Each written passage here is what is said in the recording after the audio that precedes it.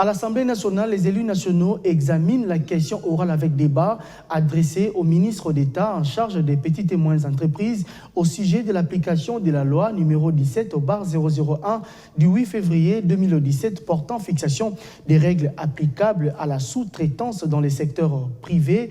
Bien avant cette séance plénière, certains membres du mouvement citoyen ont échangé avec les directeurs des cabinets du président de l'Assemblée nationale. Il était question pour ces organisations citoyennes de faire le point sur la question de l'entérinement des nouveaux animateurs de la CENI par la représentation nationale.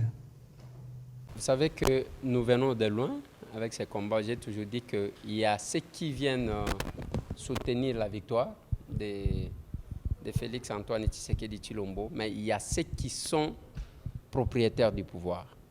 C'est-à-dire, cette victoire que vous avez vue, c'est le fruit d'un processus, d'un combat, d'un sacrifice. Alors, des fois, les gens oublient le tout parce qu'il y a les opportunistes qui font beaucoup de bruit.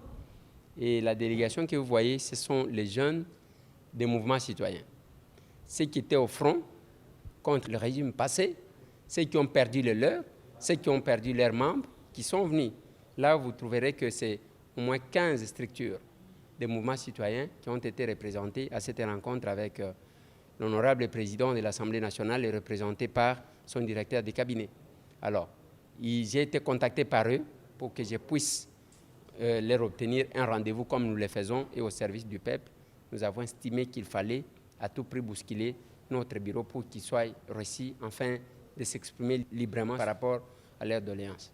J'estime qu'il fallait reconnaître les efforts des autres, ne fût-ce que les écouter, les associer. Si vous voulez gérer la République tout en excluant ceux qui se sont battus, c'est prendre beaucoup de risques.